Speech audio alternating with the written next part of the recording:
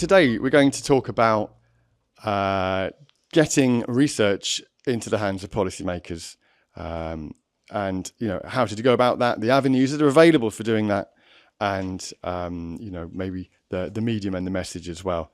With me here today we have Huw Edwards, who is a former MP, former academic turned MP, turned trainer of academics, trained of universities, who now specialises in helping people like you get their messages into Parliament and civil service, etc.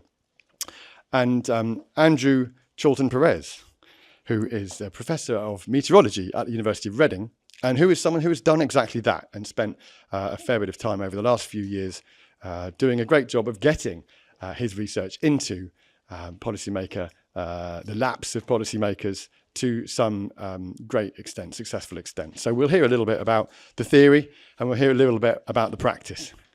But let me first, this is going to be a slightly awkward. Carry on, smaller room, a smaller and busier room than I expected, but here we go. So I'm just going to hand over to Huw, first of all, maybe just to give us an overview of the sorts of avenues that are available in terms of the locations where you would want to put your university's research. Huw. Michael, thank you very much, and can I thank you for the invitation to come to this. I did not expect such a broad audience here, so thank you very much for coming, and I do hope the day is useful for you.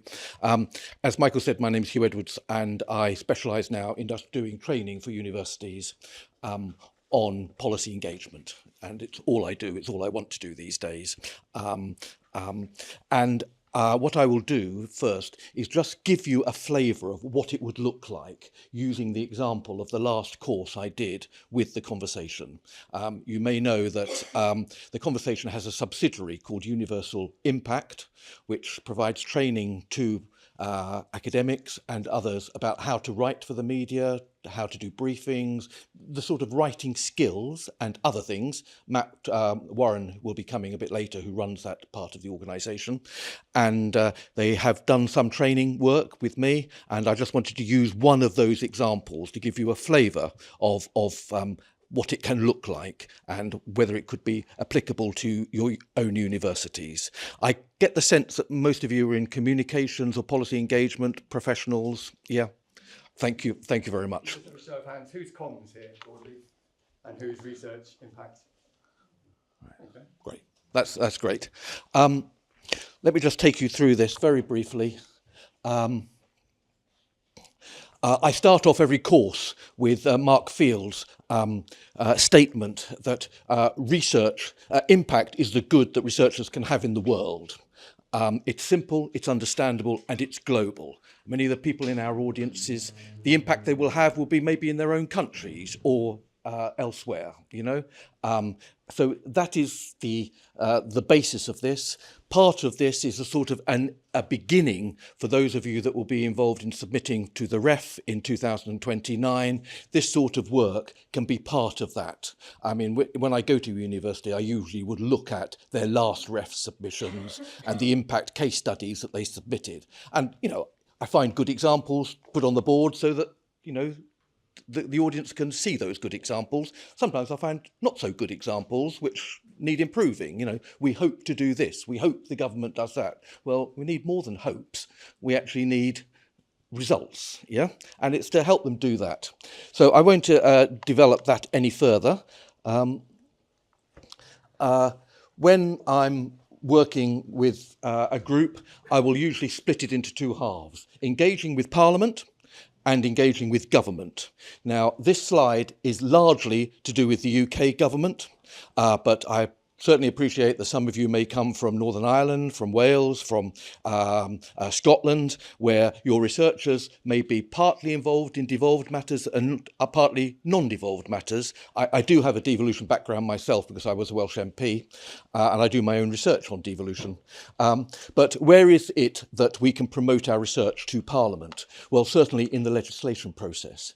In 2 weeks' time, there'll be a whole new King's Speech, with a whole list of legislation, and I would get the audience to say, which of these bills relates to your work? Is there any way that, if there's a new climate change bill, how could we contribute to that? Secondly, we'd look at the scrutiny process, parliamentary questions. The first thing I would do is see how often does your university come up in parliamentary questions? And can I say it goes from hundreds to nil.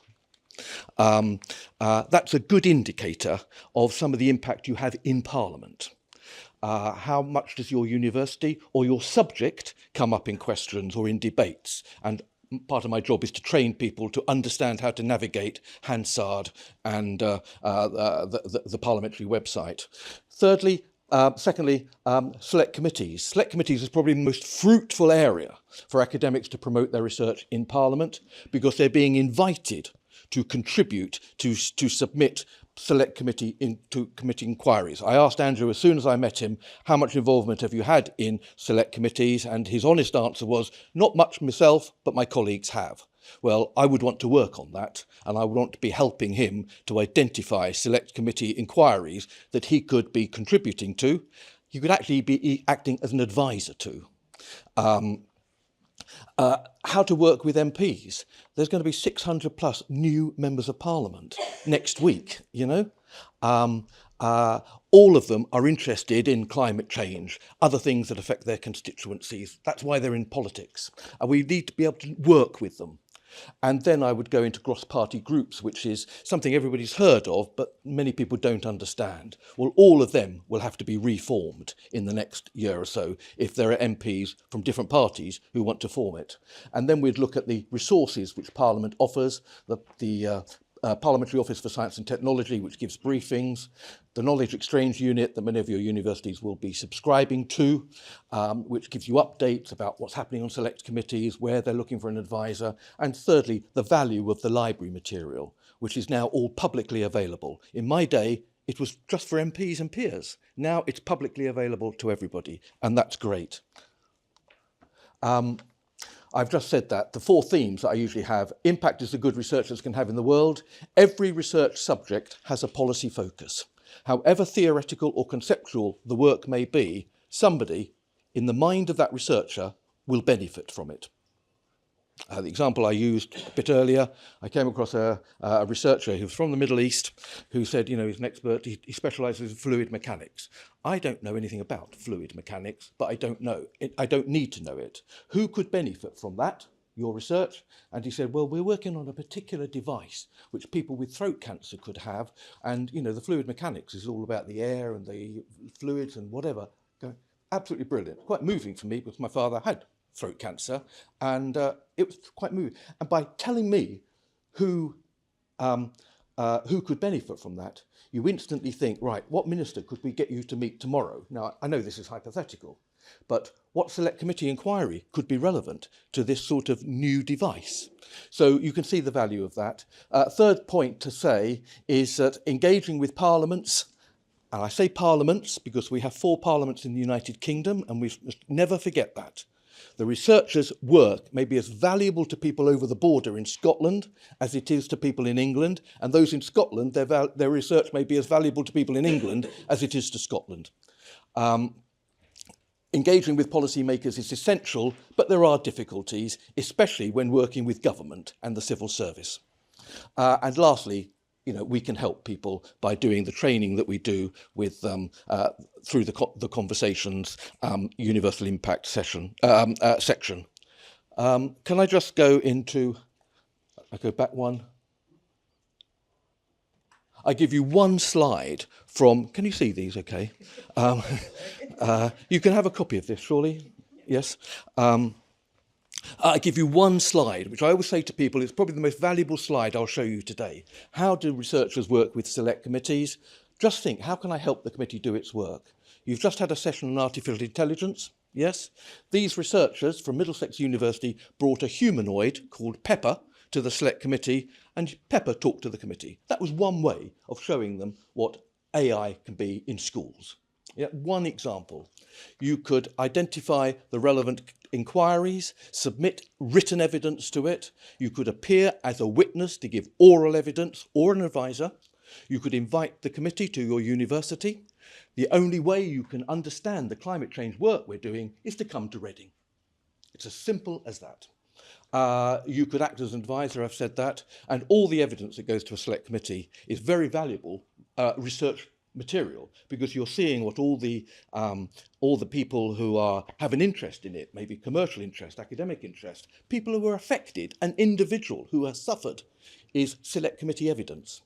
And so this is the value of working with select committees. And of course, there are select committees called scrutiny committees in Scotland, Wales and Northern Ireland. And we're almost to the end of this now. Recently, I went on behalf of Universal Impact to Norwich, to a research institute called the Quadram Institute. It specialises in microbiology. But who benefits from that? People who've got diabetes, people who've got ME.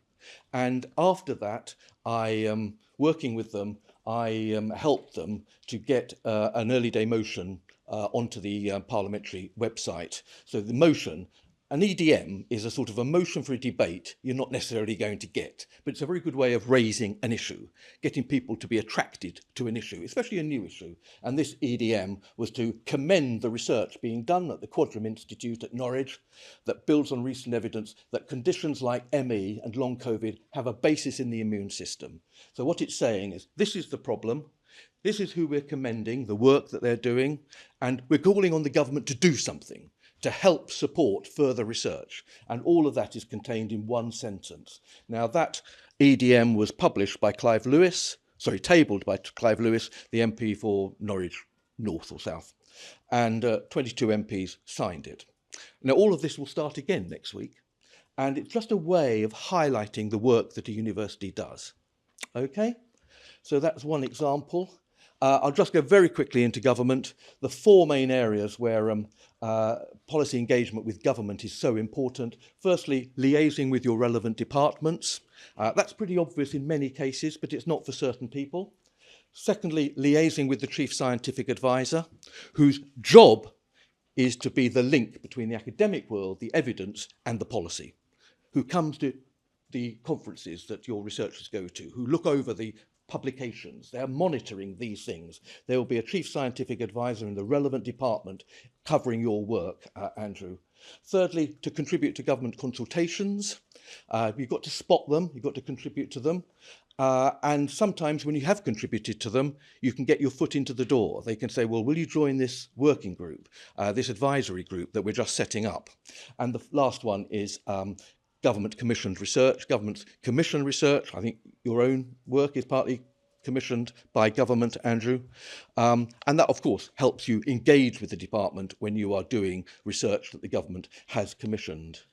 The key slide here is about ARIs, areas of research interest. Most of your universities will have specialists who are monitoring this all the time. And I think I am, yes, this is the sort of training courses I typically get involved in. They may just be PhD students, early career researchers, senior researchers. They may be from a range of disciplines or a specific discipline. They may be the professional staff. Specific courses just for the professional staff and the communications staff, and doing particular workshops. Now, I'm just going to finish by saying this. This morning when I was on the train up, I was looking at the conversation. And after all of the articles about politics and general election, I came across something in your section called economy. And it was research by Professor Crook at Sheffield and Professor Christine Whitehead at the LSE, and it was about the future for elderly people's housing. How can we change the tax system? How can we invest in more retirement villages? And that wonderful bit of research, I felt like saying, I want to contact them. I want to tell them, how can we help you to get that work into policy? I've known of Christine Whitehead's work for many years as a social policy lecturer. But what's her engagement with policy? And how much of her research is not getting the value and the impact it deserves? Look, there's 600 odd new MPs. Every one of those MPs has 25% of their constituents who are retired and worry about housing. And so the potential there is enormous. And what I want, and I'll say this in front of Michael, I want the conversation to be looking at the potential for doing this and offering to do the research, the policy engagement training to help them do that. What they get into the media is brilliant, but what's the follow-up from that? And that's what I want to, hopefully, the outcome of today to be. So I will just finish there. You've got my contact details there if I can help with anybody. But if you want to talk with Michael or Matt, who's coming a bit later, about potential research, policy engagement, we're very happy to do that. Okay. Thank you, Huw. Don't go anywhere. Yeah. So, I just want to zoom in a bit on some aspects of this. So. Something we have found, is it common? I wouldn't say it's common exactly, but it happens. And that is that our authors who write a piece for us, it does quite well. It will get well read on The Conversation or well read through republishing or both. And sometime later, the author gets invited to go down to either present in person to a select committee or they're invited to contribute. And indeed, everyone is invited to contribute, aren't they? It's a standing, anyone can submit evidence to a select committee. They throw it open and they give you 6 weeks or 8 weeks or whatever to come back with info. And would I be right in saying that that is an open goal, just waiting to be shot at? It's particularly important because you are being invited to contribute to the process as opposed to seeking the favours of, say, an MP to table questions, which, is trickier and harder and more risky. You might have success, but if you engage with the select committee formally, you're in. You have a right to do it. And that's a very effective way of I suppose, not beyond just being at the committee or submitting to the committee. Also, all that information goes onto the parliamentary website and is a public record from then on. Indeed.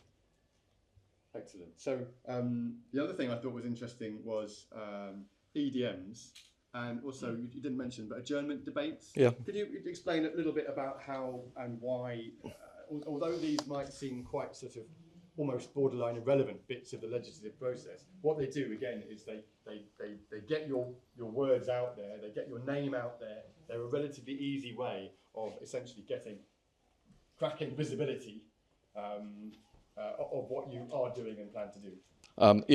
Adjournment debates. It's a funny term, actually. I mean, it just shows that the place has been there for 800 years, and it has terms which don't mean anything to people. 10-minute rule bills, what's that? An adjournment debate is where basically a backbench MP has a debate, a formal debate, and the minister has got to respond. Now, it could be a half an hour debate. It could be at 4 o'clock in the morning if the House is adjourning at 4 o'clock, and it may be the minister and the member are there with nobody else in the chamber. Doesn't matter. Everything's on the record. What you want is the response from the minister. You want to put pressure on the minister. If you've had an early day motion, you have a higher chance of getting an adjournment debate because it is a motion for a debate. To commend the work of this institute's work on microbiology and who can benefit from that. And so you get the relevant minister that you could be probing, you could be asking them to contribute, but all that is helping the cause. And it might be on campaigning issues, but it could equally be on research. I'll be brutally honest with you, there's a great deal of variation in the capacity of universities to use these techniques. There are some that, I could find hundreds of PQs, others I find none. And therefore I write to them and say, can I help you? And I think it's quite a reasonable thing to do, to be quite honest. Okay, is that all right? Yeah, absolutely. So I'm going to bring you in now, Andrew, but just one final thing. I mean, you mentioned the chief scientific officers. So these are almost always academics, aren't they? Almost always very senior academics and sometimes people from industry. But if ever there was a point where you could speak to a fellow traveller, then the chief scientific officers would be that. But again, you have to, and we'll come to this in a minute, but you definitely need to be tailoring your message to the audience in question. I want to just finally, before I come to you, Andrew, just go back over the ARI. So areas of research interest. This is quite a new development. This only really arrived last year, maybe 22. It's a recent development.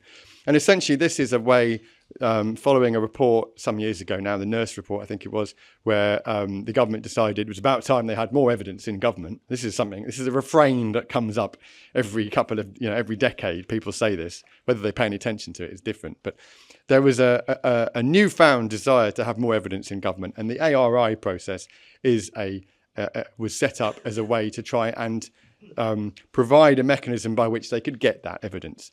So essentially, it's a way of each government department saying, "This is what we're interested in. Please tell us what is relevant in this field." Do you want to just tell us a little bit more about that? Is there more that you can say about that? No.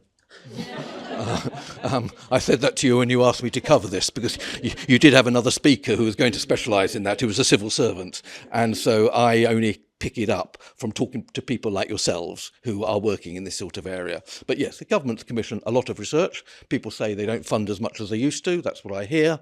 But it is always worth monitoring the ARIs for your relevant department of Environment or Department of Energy, whatever it is. Always monitor the ARIs and see what they're looking for. But I'm sure you will normally have staff who do specialise in that.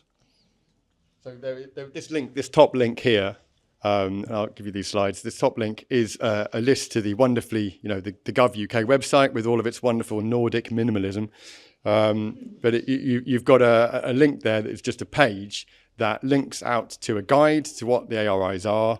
And then it just has each of the departments and a link to their current ARIs. And there'll be a list of some current, some old. But the idea is that you can dive into those and have a look at them. I was just going to add, sorry, I worked with a conversation. Hold on. They have recently, I mean, you probably all know this, but they have recently, the ARI website has been updated with a very well and nicely searchable database. So it is a nice time to go and look at it and not be quite so overwhelmed with everything that's going on. Thank you. There you go. And also, those of you that are fortunate enough to have an institutional subscription to Overton, Overton have just launched something just a few months ago, really 6 months ago, called Overton Engage, which is it's kind of that. It's kind of a searchable database of ARIs, but it's a very good consolidation of all of the different calls for evidence and stuff across government, and it's a very good sort of one-stop shop port of call. So. I suppose that the key difference to sort of establish there is that on one hand you've got routes into Parliament, routes to ministers, routes to MPs, routes to select committees staffed by MPs, and so on and so forth. And on the other hand, through places like things like ARIs, you're talking to civil servants. Ministers also at the departments, but really it's almost like instead of talking to MPs who may or may not know anything about your subject, the only thing they may know about your subject is that it resonates with their voters and therefore they feel like they should be across it. Civil servants, you're much more likely to be talking to subject matter experts. Again, of course, that means that you still have to modulate your message and your medium with the audience that you're speaking to. But ultimately, it's a different crowd altogether. And also, they have the benefit of not necessarily rotating jobs every 18 months like ministers do. Andrew. I'm just going to hand over to Andrew. Now, Andrew has had some experience working with policymakers through the work that he does at Reading. So I'd just like you to sort of give us a kind of a history view about how that came about and what successes you've had from it. Thanks. Yeah. So this will be my one example. It's the one example I've had, but hopefully it's kind of useful for you to learn from. And it is perhaps slightly different to the things that Huw was talking about, and it's very much about engaging with the civil servants. So, and I'm here representing the work of a small team, myself as an academic, and two colleagues who work in the marketing and comms part of the university, and then leveraging the hard work of many colleagues across the institution who've helped us with this work. So this really all starts with COP26. So in addition to being a professor of meteorology, I'm really lucky to be the head of School of Mathematical, Physical and Computational Sciences at Reading. And one of the departments, the biggest department in my school, is the Department of Meteorology, which is a world-leading climate science institution in its own right. It has the largest number of IPCC authors of any institution in the world. So it has a real kind of pedigree and prestige as a climate science institution. And when we knew that the COP26 meeting was going to be in Glasgow and there was a strong focus on climate in the UK, we were kind of interested in doing something that could leverage some of our work into the policy space. And through lots of discussion about that, we focused on the area of climate education. So I'm sure everyone is aware of the kind of passion for greater and more climate education from young people. Everyone will have seen the Fridays for Future strikes and the call for the Teach the Future campaign, the call for more climate to be in the education system at all stages. So we thought, yeah, that's a great idea. What can we do in that space? And through doing lots of engagement with other organisations around the UK, I think we found very quickly that there are obviously lots of people interested in working in this space, but there's very little in the way of coordination of that work. So lots of people calling for change, trying to advocate for change, but not perhaps getting very far because they didn't have a route to government to do so. And so we decided we would convene a national summit. This was during the COVID period, so it was an online summit.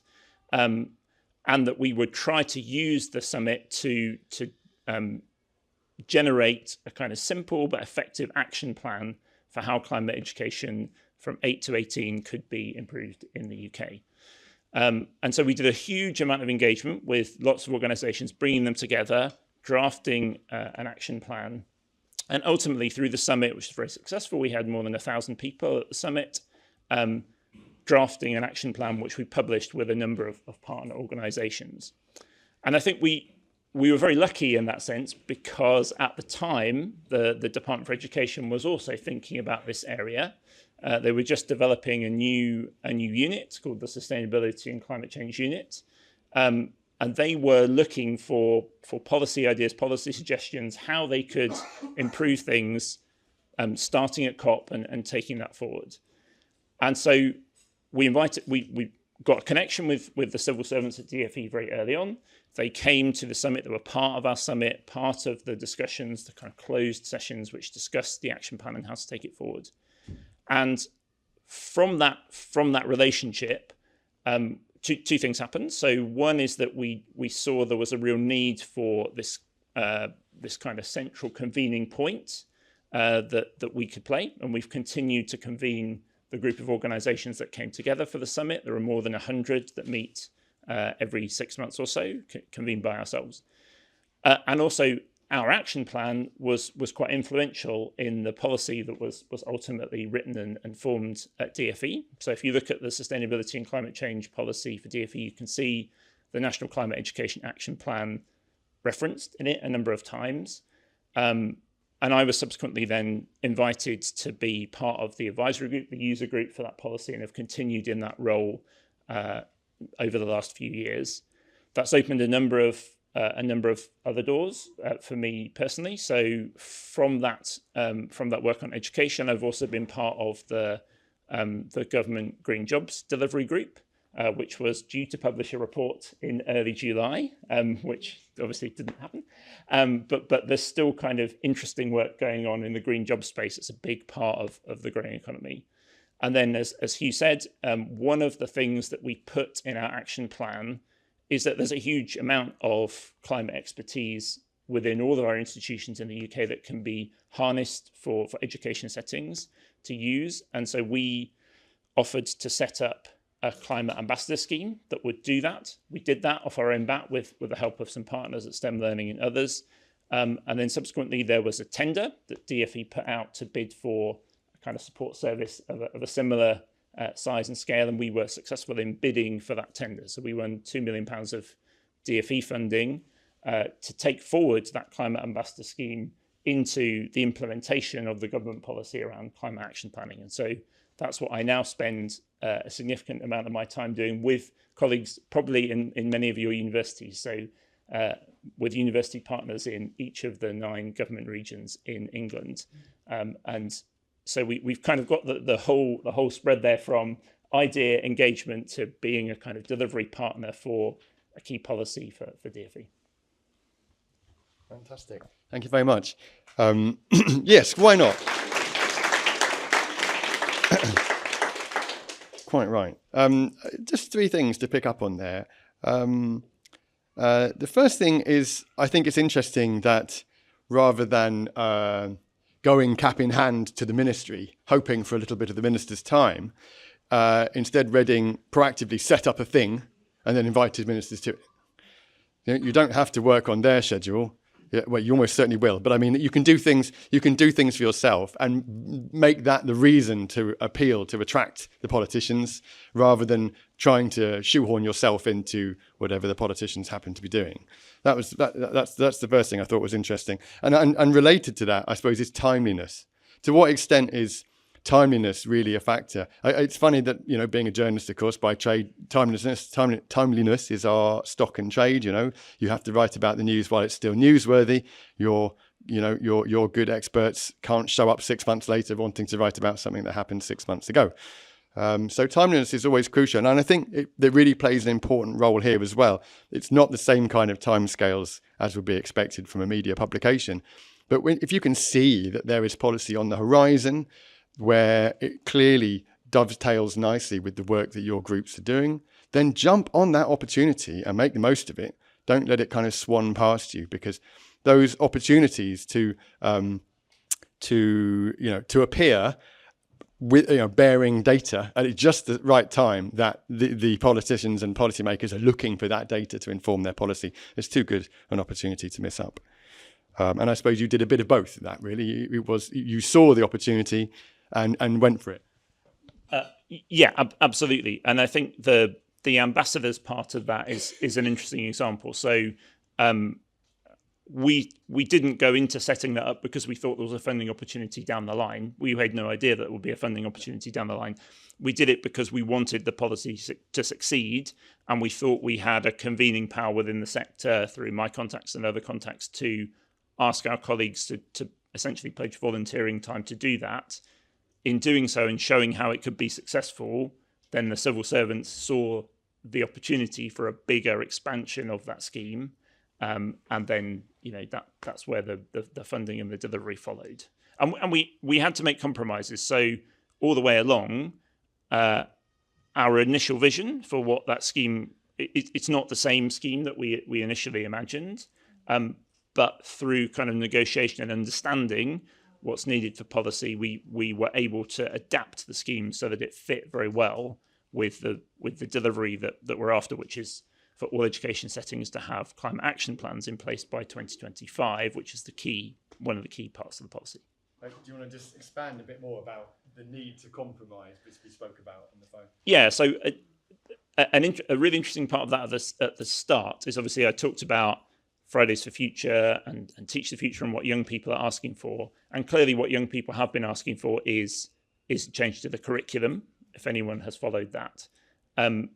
It was very clear in our initial conversations with civil servants that was never on the table. So curriculum change couldn't be part of what we were asking for. But actually, through talking to them and through understanding the issue, we realised there's a lot that could be done that doesn't involve curriculum change. So we could already move the system along with some quick wins. And of course, with a change of governments, that curriculum change may now be back on the horizon. And actually, the group that I convene has done some work in that area to be ahead of the possible change there. So we're releasing a report on Monday, which will outline potentially how some of that curriculum change could happen, and hopefully that will be well timed ahead of the government thinking about that. Thank you. And the third point of three that I mentioned, which you did mention in passing, is the power of universities to act, first, to convene. Universities are still, when you see these, there's the classic thing that a table of public views of trustworthiness of various groups of people. It's always state agents at the bottom, and journalists slightly above them, and then academics are almost always first or second with doctors. There's a great deal of trust in academics, academia, the institutions of the university, and you can use that to your ends, because you can convene other organisations who will see you as a neutral party without necessarily any axes to grind. Absolutely that. And I think the other thing that we found from our conversations with civil servants is that civil servants themselves need to be seen to be scrupulously fair. So they need to have all voices in the room. That can be difficult if you're trying to kind of move a policy on. The advantage of the convening power of a university is you're not bound by that. You can choose who you want to be in the room. If there are particular groups that you don't want to, or you want to focus on another group, then that's within your gift to do so. And that can actually be very helpful for the civil servants, because it can make sure that they get a strong sense of what a particular part of the sector think, which would be hard for them to do in a more representative group. And we found, having those informal conversations with the civil servants about what we're trying to do doesn't necessarily always align with what they're trying to do, but it's useful piece of information, useful kind of two-way communication between them and the sector to talk back to them about what they want. Thank you very much. Just a couple more things, and then we'll go over to the room. But we've talked a lot about the avenues there, or the ways in which you can reach people that you wish to reach. But I do want to just focus a little bit on the medium and the message. Obviously, if you're keen as mustard academic who thinks they've got just the right thing for the policymaker, I'll just email over my abstract. That'll do the job. So there needs to be an understanding that policymakers generally are reading more than you can possibly imagine day to day to day. So they really do need things to be as bold and clear and evidential, but also very clearly relevant to them. And it's something we do at the conversation. I always say to academics, tell me what you want to tell me what's new, tell me what the point is you wish to make, but tell me why I should care. I know you care about it. It's a 4-year project you've just finished, but why should I care? You've got to sell that to me. So maybe, both of you, I think, but maybe you could just mention a bit about how you moderated your message or how you constructed that. I think and we were completely blind, right? We didn't have a helpful trainer like Huw to tell us what to do. We were just sort of guessing and thinking, oh, well, maybe that sounds like the right approach. And it was really helpful to do that with my colleagues in marketing and comms, because they were thinking about exactly that. But yeah, we didn't produce long reports or an academic paper here. We produced an action plan which you could put on 2 sides of A4. It had the evidential backing behind it, but it did the clear asks. There were 9 of them, and they weren't all directed at government either. Some of them were directed at the sector, some of them were directed at us. So it didn't feel like just standing and throwing rocks. It was what can we do together to take this thing on that many of your constituents, all of them young people, say they desperately want. Let's do it together. Look, I'll make 2 quick points. There's a new government about to be appointed. Nothing follows from what happened before this election. The government can do what it wants in any area of policy. Initiatives that you're already involved in may change. They could be scrapped. They could be expanded. But what using MPs can do is actually get clarification about that. And the second thing I'd say is about what you've just been talking about, the briefing. Every decision a government minister makes is based on a 2-page briefing from civil servants, which outlines usually 3 or 4 options. Any of you who've worked in the civil service will be very familiar with this. There will be 3 or 4 options, the pros and cons of each one. All of the options have got to be plausible. If the civil servants recommend option 3 and the minister says, I don't want option 3, I want option 1, the answer must be, yes, minister, we can put that into practice. All of this is starting afresh, Those civil servants will be equally loyal to their new ministers as they were to their past ministers. It's one of the great strengths of our system of government. And there was one last point I was going to make here, which has just quite gone from me, but it might come up when we start having the questions. It's been a long night for everyone. Thank you. So I'm going to hand over to the audience. So thank you very much to you both. We're running quite late, so we've got about 15 to 20 minutes. Please allow me to take the nearest questions first with this camera. So we'll come here first. Sorry. That's all right. First again. So this is a question really for Huw. As you've mentioned, we've got a new parliament. About 50% of the MPs have never been MPs before. Have you got any tips for us on reaching out to them? Presumably they're going to be overwhelmed with everything, health and safety, door passes, everything else. But have you got any tips for us to get our academics on their radar? It's a very good point. And of course, all of those new MPs are going to be absolutely bombarded by 1,001 good causes. And you've got to be one of them, But it's about understanding their world. I do have slides about working with new MPs, which, there's not time to show now, but I would do on a full course. Universities actually are pretty poor at engaging with members of parliament. Both their local MPs and ones who are wider have an interest. I'll give you one example. I was at Manchester the other day, and I was looking at University of Manchester. Where does it come up on PQs? And I came up with the MP for North East Fife.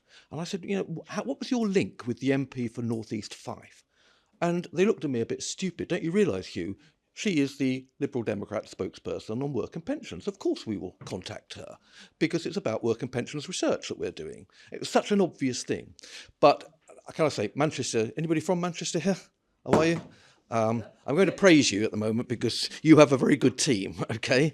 And, you come up hundreds of times. So many parliamentary questions start off with, given in view of the research by Professor so-and-so at this university, what plans does the government have to put recommendations?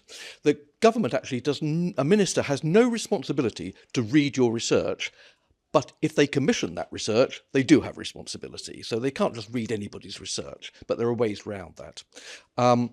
I would invite local MPs in and get a sense what they are interested. Why did they come into politics? It's not just their local constituents that they may be interested in. They may be interested in things because that is their politics. That's where they came into politics. Their constituents have maybe no link with it whatsoever, but that's why I came into politics. I came into politics because I care about human rights in Saudi Arabia, and that's what they want to work on, or any issue in the world. And I think it's about understanding that world and spotting what their interests are. Now, it's not easy to do that at this stage, but once they start speaking, once they start joining those select committees and start forming those all-party groups, you can start spotting who your potential people are. But, your local MPs will care about your university. It's probably the biggest employer around. It has incredible political significance, and you've got to work them. I will say from my own experience of being an MP I was MP for 9 years, I did go to a couple of universities, but it was always about the fancy things, the degree ceremony, the opening of the new science block. It's all about those things. And we would hear from students who are suffering. What we would never have heard from are the academics and all the research that's going on. I don't think I ever made any representation on behalf of a university researcher. And now I encourage you to work with them so they do make that representation. We can talk about this further over lunch if you want. Thank you. I'm going to work my way this way. So 2, 3, 4. Okay. Thank you. Thank you. Another question for Huw. I'm Anna Harrison from the University of Leeds, and I was just wondering if you could maybe speak to, and feel free to be blunt, about the role of kind of media in influencing parliamentaries' interest in things. So if we have a piece of research that's gotten, we've done a big commerce plan, got tons of media coverage, does that actually move the dial at all in potentially getting MPs interested once you reach out to them and maybe talking more about that research? I just interstitial comment there, just to say that the number one place that everyone goes to all the time to find out anything is Google. If your articles are online in reputable sources, they will be found.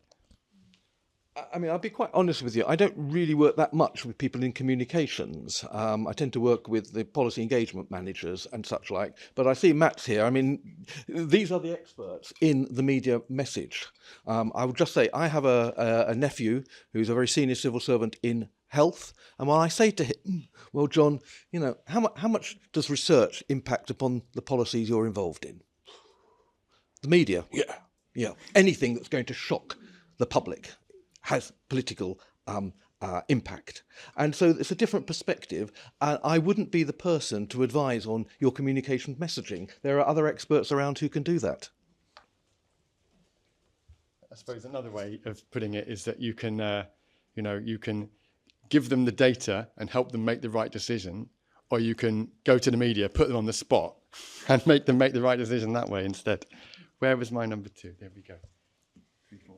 Hi, Juliet from Leeds Beckett, so another Leodian. So it was just a question with my impact hat on.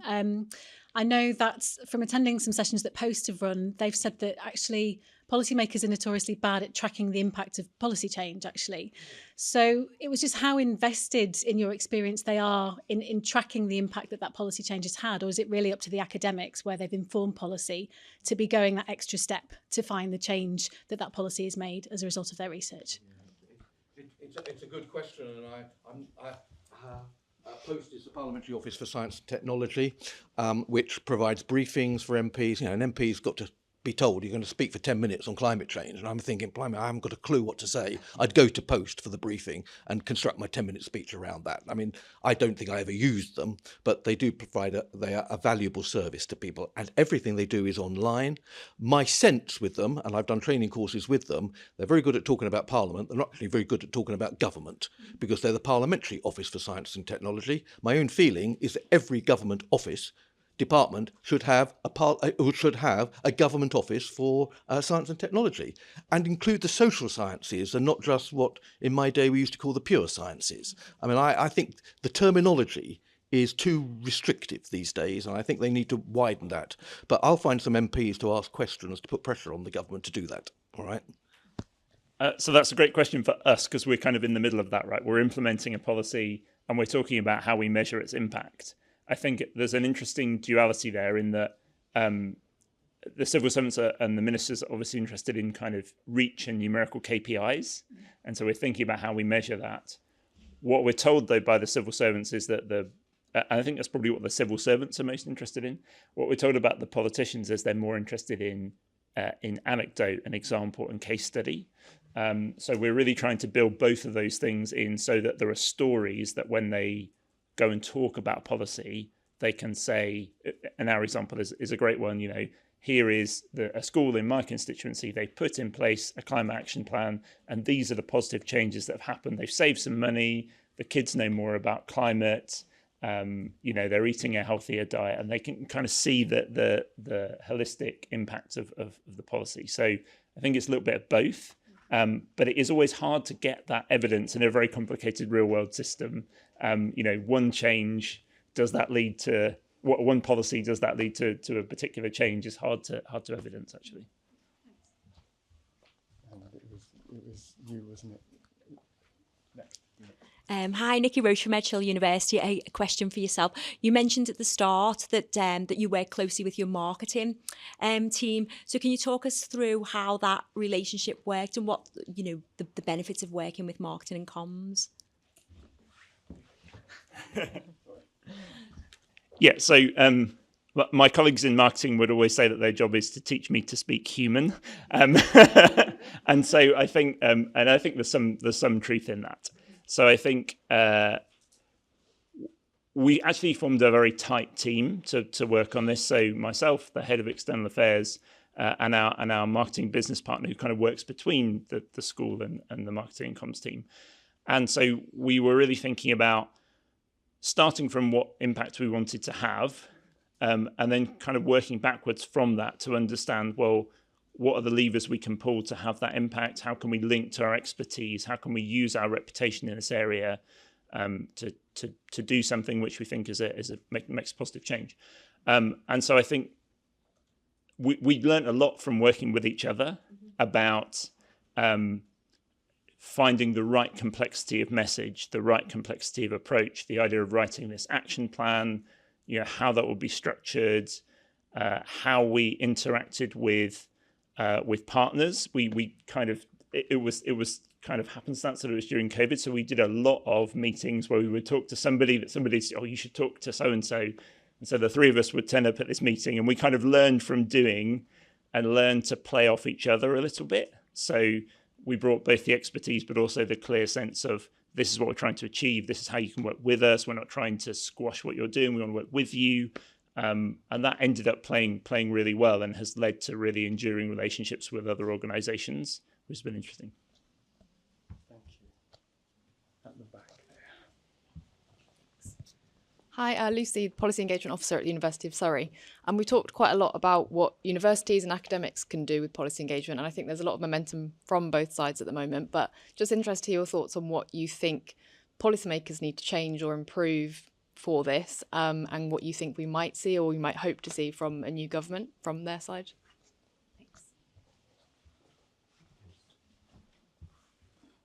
I think it's an excellent question. I mean, for as long as I can remember, every government has said we need evidence-based policy, which is great. And the academic world would love to believe that government decision-making is rational. It's based on evidence. But quite frankly, the reality is there's politics as well. You know, do you remember evidence of mass destruction in Iraq? You know, do you remember that one? Politicians will make political decisions. That's what they were elected to do. And I think we've got to understand that world. However, a lot of policy will be developed as a result of new initiatives, new research, stuff that you are doing. And that needs to be taken up. And they need to realise the consequences of climate change and the things that you and your colleagues are involved in, Andrew. And, you know, they won't have your expertise. So you have to have a way of explaining things to them in that two-sided a briefing, which they can pick up, read once and understand. That is the key role in all this. And I say that to any of the researchers I work with.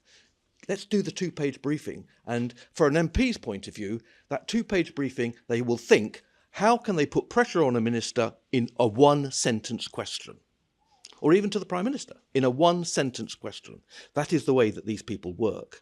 But they are also bombarded with 1,000,001 good causes. Yeah, and they want to support people. They want to help people. So good luck with the evidence. It is important. It is important. We mustn't drop that at all. I think just to add to that, and this speaks a bit more to the Green Jobs group that I was involved in. I think the real frustration of that being involved in that group is that it was a cross-department group, so it had ministers from many different departments, and that's absolutely right. It's a huge topic, a big opportunity for the country. It was really hard to navigate the fact that it sat between different departments, and ministers changed frequently with different priorities. And there were obviously relationships that we didn't really understand between those ministers and how they interacted. And so I think if there was a plea for politicians and civil servants to make more use of the evidence, it really would be that lots of the issues that we need to tackle as a country just naturally cross departments. And we have to find a way to make that work. It's hard. We all work in universities. It's hard in universities to make things cross departments. But those are where the big opportunities are if we can get it right. Sounds a bit like that chestnut about interdisciplinary research, doesn't it? Yeah. I'm gonna let me cast my eye over this side of the room because I feel like you've been neglected. So any questions? Any questions? 1, 2. Great. I'm Laurie Lanowski from Sussex Business School.